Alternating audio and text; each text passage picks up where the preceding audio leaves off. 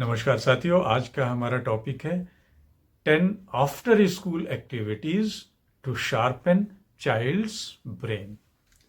School के बाद की 10 ऐसी एक्टिविटीज जो आपके बच्चे के दिमाग को तेज करती है।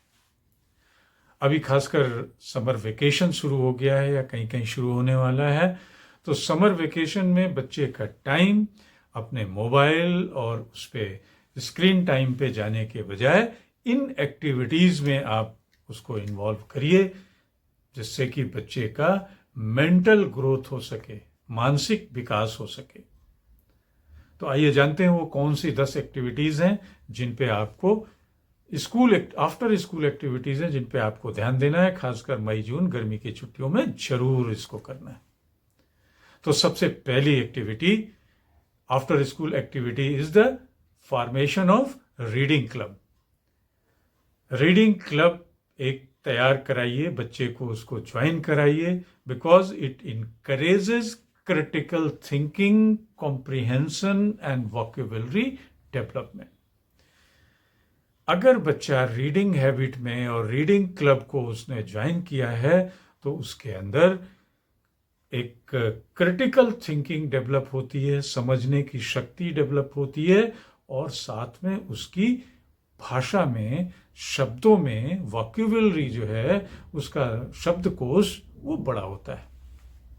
तो इसलिए सबसे इंपॉर्टेंट एक्टिविटी यही है कि ensuring that your child joins a reading club.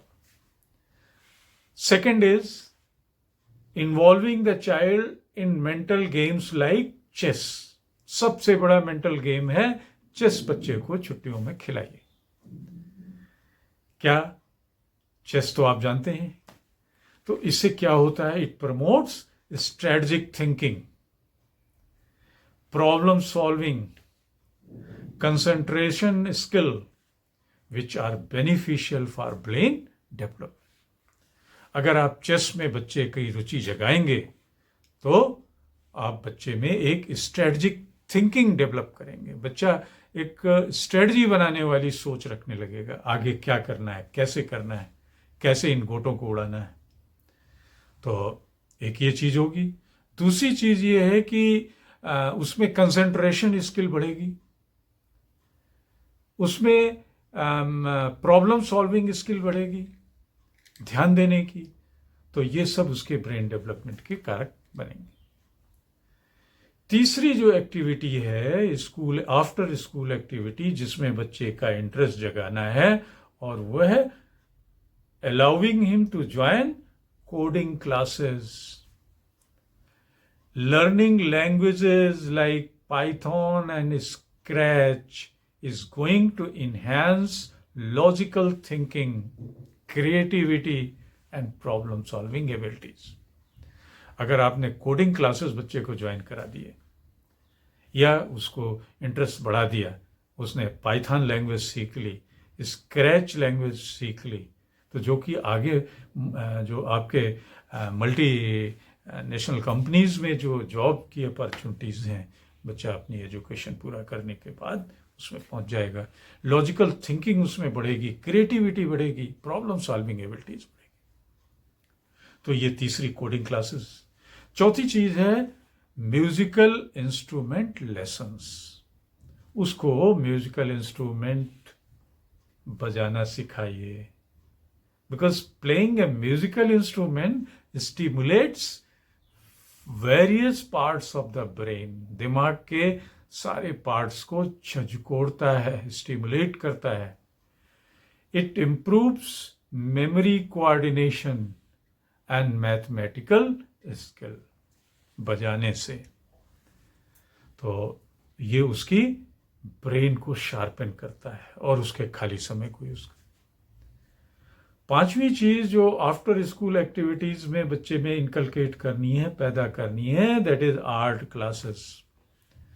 बच्चे को ड्राइंग, पेंटिंग, स्कल्पचिंग और इन सब चीज़ों में उसका रुचि बढ़ानी है, to enhance, to foster creativity, to foster spatial awareness.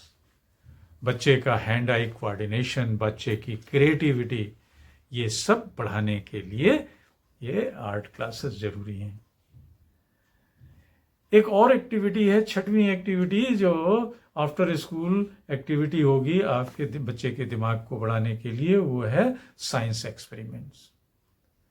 Science experiments enhances curiosity, experimentation skill and scientific reasoning।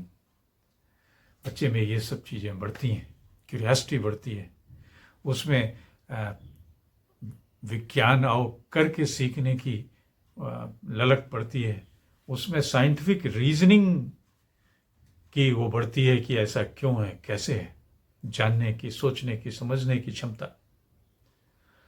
7वां, जो ब्रेन एक्टिविटीज में आप बच्चे को अपने लगाना है, इंटरेस्ट जगाना है, दैट इज मैथमेटिक्स चैलेंजेस। उसके सामने ऐसे मैथमेटिकल चैलेंजेस आने चाहिए जिसको वो सॉल्व करने के लिए आगे बढ़े। Solving mathematic puzzles and games strengthens analytical thinking. अगर बच्चे को quiz, mathematical series, mathematical calculation, इन सब में चैलेंज दिया जाता है तो फिर क्या होता है कि उसके अंदर एनालिटिकल थिंकिंग बढ़ती है, लॉजिकल रीजनिंग बढ़ती है एंड न्यूमेरिकल स्किल बढ़ती है। इसलिए मैथमेटिकल चैलेंजेस भी देने चाहिए। 2 + 2 4, then 4 + what = 16, रीजनिंग, सिंपल। 7वीं एक्टिविटी होगी, 8वीं, that is math debating clubs. बच्चे को डिबेट एंड डिस्कशन में शामिल होना कराना है आपको, because debate and discussion improves communicative skill, critical thinking and the ability to articulate effectively।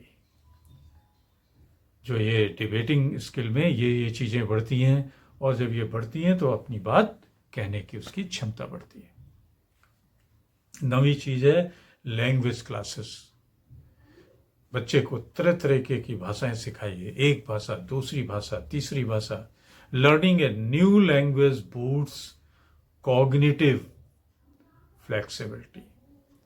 बच्चे को सोचने समझने की कॉग्निटिव जो एबिलिटी है वो बढ़ती है, एंड मेमोरी, उसकी दिमाग तेज होता है, एंड लिंग्विस्टिक स्किल, और उसको 2, 3, 4 तरीके की भाषाओं की स्किल उसकी बढ़ जाती है।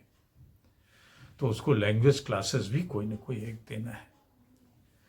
और लास्ट है सबसे इंपॉर्टेंट, दैट इज स्पोर्ट्स।